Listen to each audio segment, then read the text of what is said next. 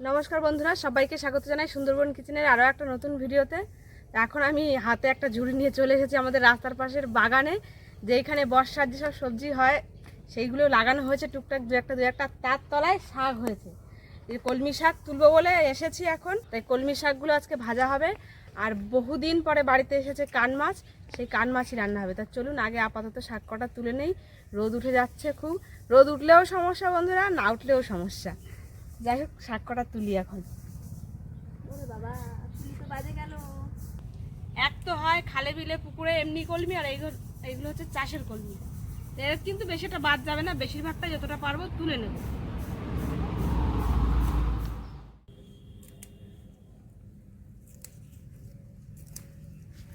আর অতিরিক্ত বর্ষার কারণে এইখানে দেখুন আমাদের কত জালি পড়েছে, যে পল্লার জালি আছে সেসব নষ্ট হয়ে যাচ্ছে। তুলে নিতে দেখে মনে হচ্ছে যেন গরু ছাগলে খেয়ে গেছে, হাই বা মুরগিতে ঠুকি খেয়েছে, সেটা মনে হচ্ছে। এখানে পল্লা গাছ আছে এই মাথায়, তার পাশে হচ্ছে কলমি শাক, এপাশে ঝিঙে, আর ওপাশে কুশি।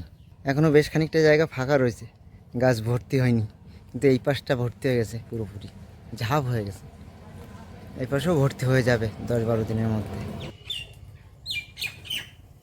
বর্ষার পরে রোদ বেরিয়েছে না, দেখো কিছু কিছু কলমি শাক কেমন মরে গেছে নেতিয়ে নেতিয়ে। এই কেটে নিলে এক একটার থেকে 2-3টে করে বার হবে।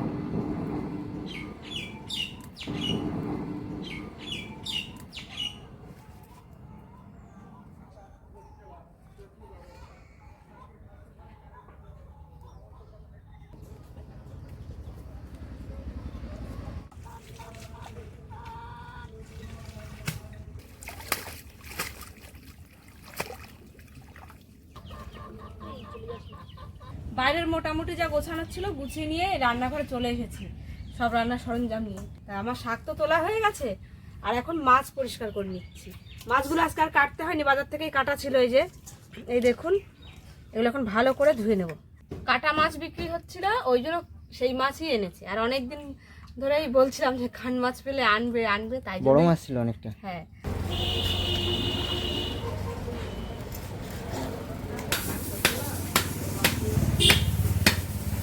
এই সাইজটা দেখুন, এই দেখুন, এটা কিন্তু লেজের দিকের অংশ সম্ভবত। হ্যাঁ, লেজের দিকে এই যে পাখনাগুলো, ওই জন্য বোঝা যাচ্ছে কত সুন্দর পিস।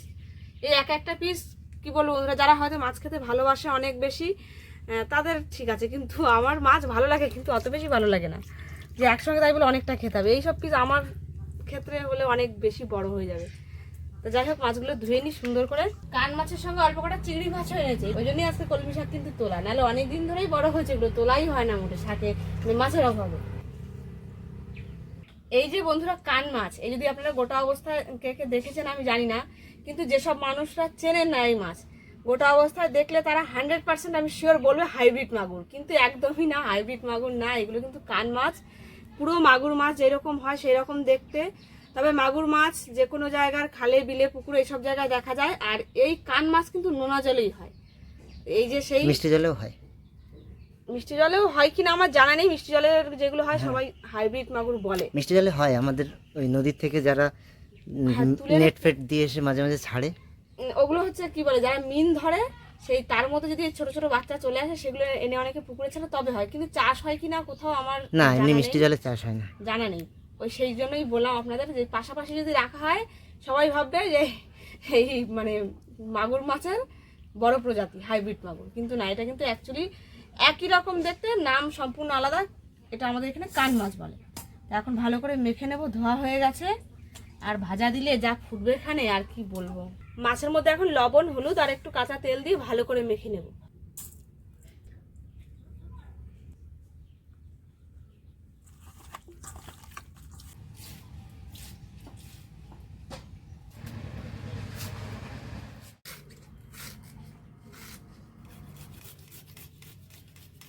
শাকের জন্য একেবারে রসুন 2 কোয়া একটু করে নিলাম, গ্রেট করে নিলাম। অনেকক্ষণ চেষ্টা করার পরে নুনটা জ্বালাতে পারলাম আজকে। দিয়ে কড়াই চাপিয়ে এবার দিয়ে তাড়াতাড়ি রান্না শুরু করি। কড়াই গরম হয়ে গেছে, একটু সর্ষের তেল ঢেলে দিচ্ছি। চিংড়ি মাছ কটা দিয়ে দেবো গরম তেলে। চিংড়ি মাছের মধ্যে একটু লবণ আর একটু হলুদ দিয়ে দিচ্ছি, হলুদ লবণ। চিংড়ি মাছগুলো ভাজা ভাজা হয়ে গেছে, এক কানা একটু গুটিয়ে রেখে এই পাশের দিকে রসুনটা দিয়ে দেবো।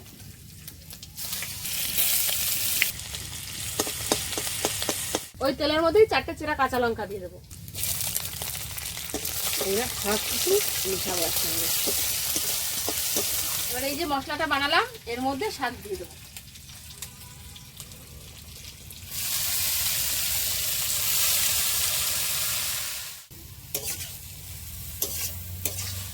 এখন যত মেশাই না কেন ভালোভাবে মিশবে না, ওই জন্য এখন চাপা দিয়ে রাখবো, তারপরে কমে আসলে ভালো করে মেশাবো। শাক ভাজা বসিয়ে দিয়ে এখানে মাছের ঝোলের জন্য একটু আলু কেটে নিচ্ছেন। একদম অল্প আলুই দেবো, খুব বেশি দেবো না।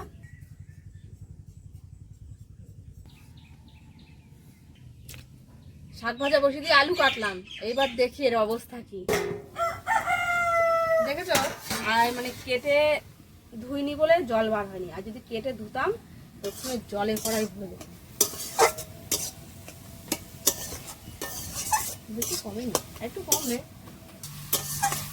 আমি কিন্তু চিংড়ি মাছ ভাজার সময় একেবারে লবণ আর হলুদ বেশি করে দিয়ে দিয়েছিলাম, ওই জন্য কিন্তু আর শাকে আর দিতে হয়নি। এই দেখুন কত সুন্দর হয়ে আসছে শাক ভাজাটা, কিন্তু এতটা মাখা মাখা নামাবো না, আর একটু জলটা টানাবো। এইবার আমার হামানদিস্তা পাটি, হামানদিস্তা না আমি এটা বাটি বলে জন্য বললাম, হামানদিস্তা শিলনোড়া।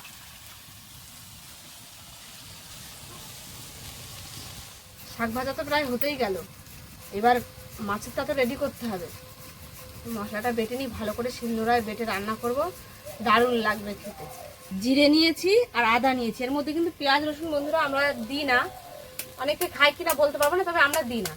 এই আদা আর জিরে বেটে দিচ্ছি, এর সঙ্গে একটু লঙ্কা বেটে দিতে পারলে খুবই ভালো হয়। তবে লঙ্কা আমি এই ভয়তেই বাটি না, বাটলে আমার সারাটা দিন হাত জ্বালা করে। আজকে তাও চেষ্টা করবো দেখি বাটার। শাক ভাজা ওইদিকে হয়ে গেছে। আজকে আমার এমন অবস্থা হয়েছে, আমি একটা একটা বসিয়ে দিয়ে একটা কাজ করছি। নামিয়ে নিই শাক ভাজাটা, এরপরে মাছ ভাজা বসাবো। হেভি হয়েছে শাক ভাজাটা, দেখা একদম পুরো শুকনো না। এইবার কড়াইতে আবার তেল দিয়ে দিচ্ছি। এই মাছ ভাজার জন্য কিন্তু একদম অল্প তেল দেবো, যত তেল দেবো তত ফুটবে একদম। একটু পরে শুরু হয়ে যাবে কালী পুজোর বাজি ফোটা। একটু দিয়ে লবণ ছিটিয়ে তেলের মধ্যে,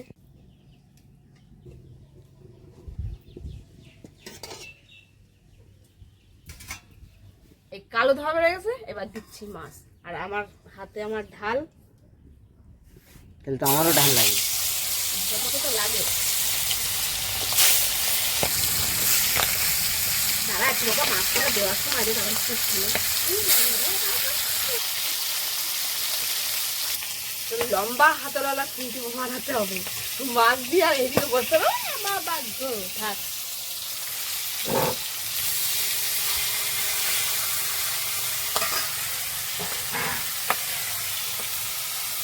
আদা জিরের সঙ্গে শুকনো লঙ্কাটাও বেটে দিই, এটা হাত লাগাবো না, এই একবারে হবে, একবারেই তুলবো। অনেকের কাছে তো রান্নার অনেক রকম টিপস থাকে, তা শুকনো লঙ্কা মানে বাটার পরে কি করলে হাত জ্বালা করবে না, আমাকে একটু বলবেন যদি কেউ জেনে থাকেন।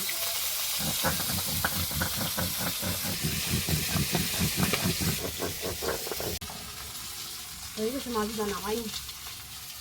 অ্যাকচুয়ালি মাছ তো আর ফাটে না, ফাটে হচ্ছে চামড়াগুলো। যে মাছের চামড়া যত বেশি পুরু হয় সেগুলো তত ফাটে। এর থেকে বন্ধুরা মোচন মাছ পাওয়া যায় আমাদের এই নদীতে, সেইগুলো আরো বেশি ফাটে। যে কটা আছে একবারে দিয়ে তারপরে সাজাবো।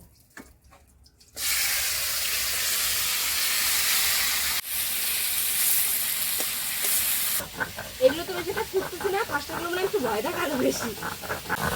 ব্যাস কমপ্লিট। বাটতে বাকি আছে লাস্ট গরম মশলা, এটা একটু বেটে নিলে হয়ে যাবে। নদীর মাছ তো একটু গরম মশলা বেটে দিলে ভালো লাগবে, গন্ধটা খুব ভালো বেরোবে।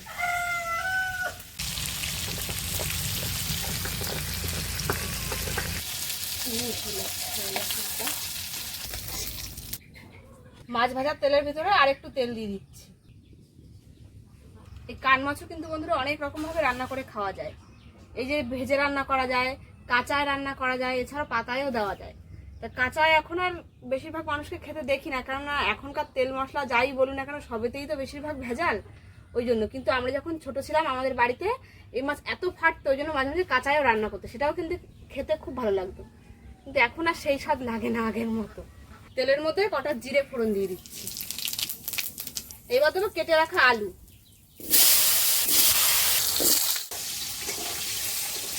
আলুগুলো শুধু শুধু 2 মিনিট মতো ভেজে নিয়েছি। এবার লবণ আর হলুদ দিয়ে ভাজবো। লবণ, হলুদ। বেটে রাখা মশলার মধ্যে একটু জল দিয়ে দেবো, দিয়ে এবার এই আলুর মধ্যে দেবো। নুন হলুদ দিয়েও মিনিট খানিক ভেজেছি। এবার এই মশলাটা দিয়ে দেবো।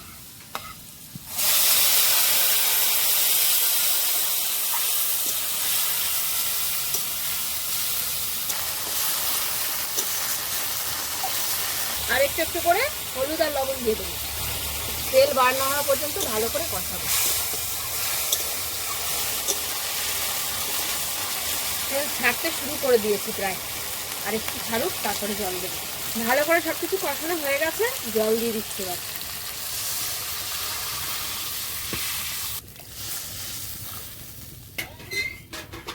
তরকারিতে সবে সবে ফুটে এসেছে, এখন একটু কাঁচা তেল দিয়ে দেবো। এতে তরকারির স্বাদ কিন্তু আরো ভালো হবে। আর সেই সঙ্গে আরো একটা আছে, কাঁচা তেল দিলে নাকি যদি হলুদের গন্ধ থাকে, হলুদের গন্ধটা নাকি কেটে যায়। যাই হোক, দিলাম, একটু দেখা যাচ্ছে ভাই।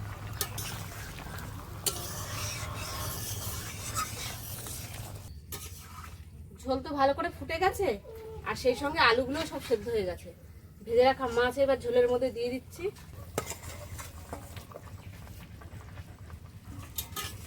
কান মাছের মাথা ফাটা দিয়ে আলুর তরকারি করে খেতেও ভালো লাগে, বিরাট হেভি লাগে সত্যি তাই। একদম শেষে বাটা গরম মশলা দিয়ে দেবো ছড়িয়ে।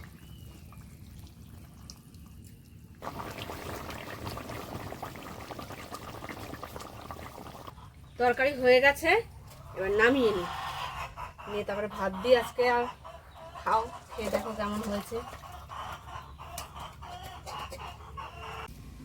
চান করে এসে দুজনে খেতে বসলাম। বাড়ির শাক ভাজা, বাড়ির শাক ভাজা বলছি মানে বাড়ির বাগানের শাক। বাগানের শাক ভাজা, যাই হোক, বাগানের শাক ভাজা। তুমি আগে খাও, আমি একটুখানি বাদে খাই। চিংড়ি মাছ বেশি হয়েছে, আমার দিয়ে দাও। কিসের নিতে হবে তাহলে কুর্তি একটা।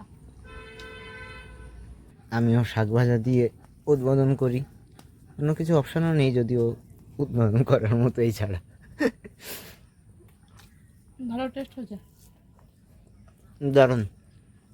মাছের শাকগুলোও ভালো লাগে, কিন্তু মাছের শাকের টেস্ট আলাদা, আর এই যে ডাঙার কলমি এর আবার টেস্ট আলাদা। একটা জলের, একটা ডাঙার। ঝাল কিরাম লঙ্কায়? বেশি না, মোটামুটি। শাক ভাজাটা এত ভালো লাগছে, আমি একবার না নিয়ে পারলাম না। এই ভাত কটা যে খেতে পারবে খাওয়া, খালি এটা গোটা লঙ্কা মাখানোই খালি। তরকারিটা আজকে দারুণ কালার হয়েছে, দাও খেয়ে দেখি কি হচ্ছে।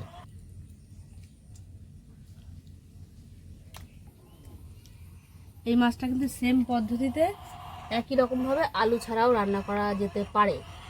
আমাদের মতো যারা আলু প্রেমী মানুষ আছেন তারা আলু দিতে পারেন, আর যারা ভালোবাসেন না তারা দেবেন না। খেতে কিন্তু সেটাও ভালো লাগে, একই রকম প্রায়। একই রকম। কান মাছের এই পিস আমার খুব প্রিয়। খায় বলো কিরম রান্না করেছো তুমি? Super duper.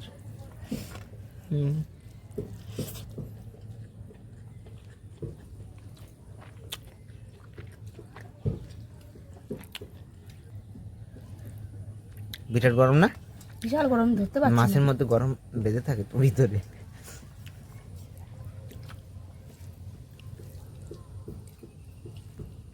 কান মাছ কিন্তু বন্ধুরা সত্যি কথা বলতে শীতকালে বেশি টেস্ট লাগে খেতে। এই যে কাঁটাগুলোর পাশে তেল তেল হয়, দারুণ লাগে। ওই জন্যই বোধহয় মানুষ, মানে গ্রামের এই দিকের মানুষ বলে যে বর্ষার বান আর শীতের কান সেরা। কিন্তু কান মাছটা পাওয়া যায় কিন্তু আবার বেশি বর্ষার সময়তেই। তাহলে তো উল্টাই বললাম না, যাই হোক, এরকমই কিছু একটা বলে। তরকারিটা কিন্তু সত্যি অনেকদিন বাদে দারুণ হয়েছে, ভালো লাগছে খেতে। অনেকদিন বাদে দারুণ হয়নি বলো, অনেকদিন বাদে কান মাছ খাচ্ছি, ওই জন্য একটু বেশি ভালো লাগছে। আর আমি অন্যান্য মাছের ছাল সেরকম একটা পছন্দ করি না, কিন্তু কান মাছের ছালটা হেভি লাগে খেতে। বর্ষার সিজনে এই প্রথমবার আজকে কান মাছ দিয়ে ভাত খেলাম, দারুণ লাগলো খেতে। আর আপনাদের কেমন লাগলো বন্ধুরা অবশ্যই কিন্তু জানাবেন কমেন্টের মাধ্যমে। আর কে কে কান মাছ চেনেন সেটাও কিন্তু অবশ্যই জানাবেন, গুলিয়ে ফেলবেন না কিন্তু ওই হাইব্রিড মাগুরের সঙ্গে। আজকের মতো ভিডিওটা এখানেই শেষ করলাম। দেখা হচ্ছে আবার নতুন একটা ভিডিওর সাথে। তত সময় জন্য সবাই ভালো থাকবেন, সুস্থ থাকবেন। সবাইকে টাটা।